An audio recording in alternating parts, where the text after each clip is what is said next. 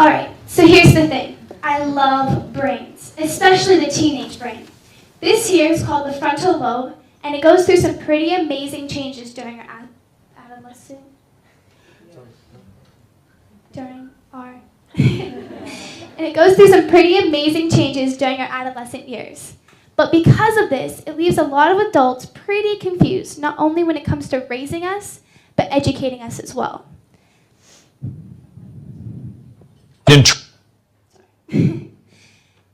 So, when I think education or school, the first words that come to mind are tests, exams, SATs, homework, etc.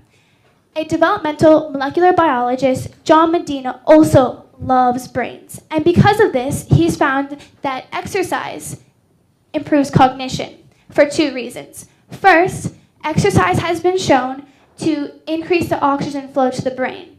And through the findings of the past few decades, this has been shown to always be accompanied by an uptick in mental sharpness. Second, the increase of oxygen flow due to exercise has also been shown to prevent the degradation of stress-based neurons. So I am currently a senior in the International Baccalaureate program, as you guys heard, and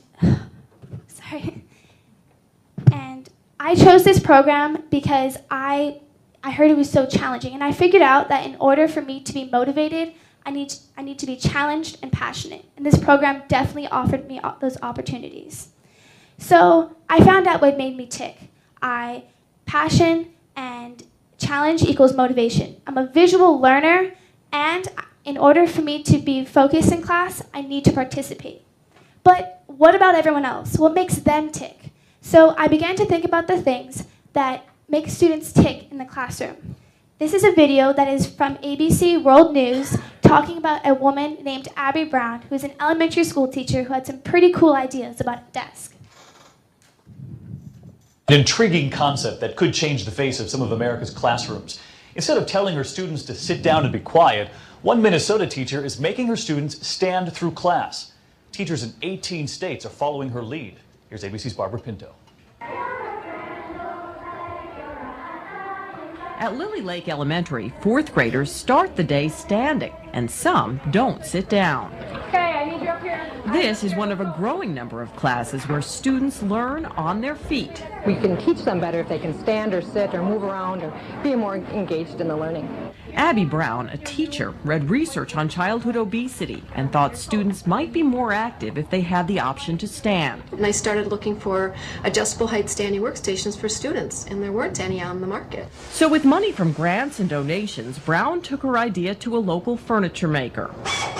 It was a tough sell at first. I don't know why you'd want to be standing up, and it didn't make sense to me. But it's made perfect sense to students. It helps me stay a little more active and awake.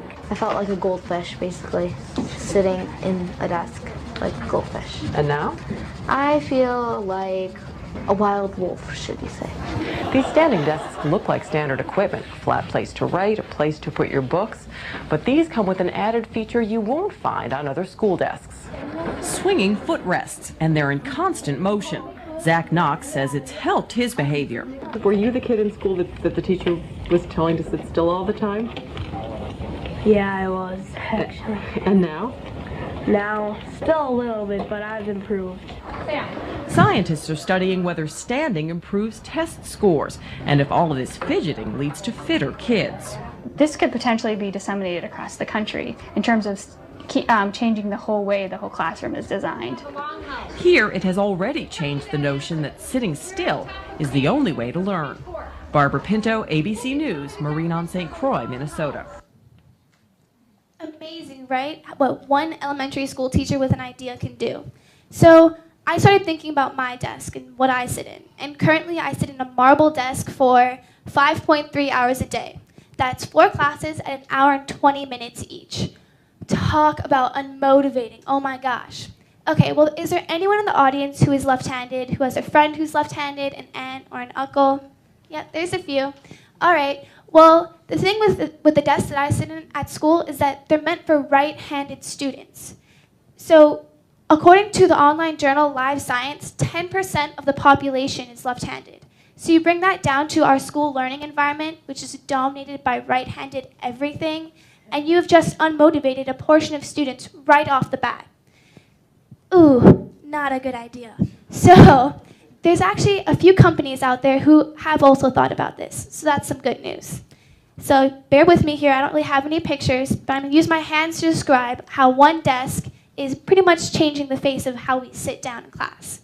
So if you watch my hand, right here is the back of the desk. This is where your legs go, and it curves up into the top of the desk. So there's no right-handed or left-handed prejudice, and it's a pretty cool way to sit down at a desk.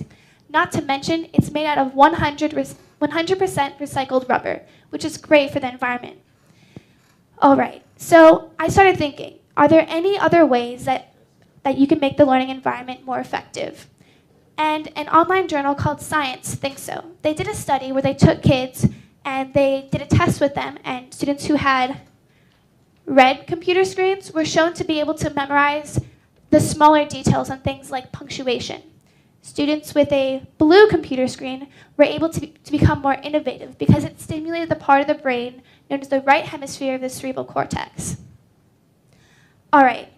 So according to Cheryl Feinstein, who's an associate professor at Augustana College, as well as the author of the book, The Secrets of the Teenage Brain, 2nd edition, she says that our ability due to the heavy reliance on our amygdalas, which is so emotional based, that our ability to get ourselves out of a tense situation using carefully chosen diplomatic language is fledgling at best. Oh, kind of tricky in the whole environmental setting. So now that we're kind of back on the topic of brains, I wanted to share with you guys a personal story, one that I felt exemplified the challenges of an adolescent brain in an educational system made by fully developed ones. So I must have been 11, 12 years old in my 7th grade English class, and we were reading John Steinbeck's novel of Mice and Men, which, by the way, is a great book.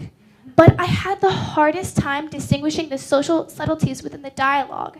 Even during exams, it was hard for me to distinguish between irony and sarcasm. I couldn't wrap my head around the idea that when we spoke, we had secret messages interlaced with our words. Oh, so needless to say, my 7th grade year, stressful. But now I know that at that stage of brain development, you're not able to recognize those things. So that helped me ease my mind a little bit. Well, in high school, your brain is 14 to 18 years old. And this is where things get a little bit confusing for us. Due to our heavy reliance on our amygdala, which is a very tiny part of our brain, and because our frontal lobe isn't fully developed, this is where it all comes from.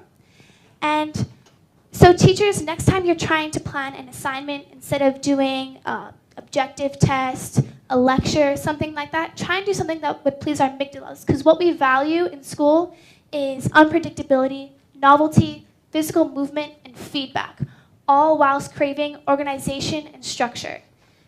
I know, sounds hard. But this is exactly what my teacher did for me in 8th grade in my history class. He told us, a class of us of about 30 to 35 students, hey, you guys now have an assignment, and what I want you to do is memorize all 50 states in alphabetical order and the preamble of the Constitution. What? We were all mortified. And just as we were reaching our peak of mortification, he pulled up a YouTube video. And in this video, he showed a group of students the exact same assignment we were, but to an insanely catchy tune. I kid you not. To this day, I can still recall all 50 states in alphabetical order and the preamble of the Constitution perfectly. So the teenage brain is an amazing thing. Understanding how it works? Priceless.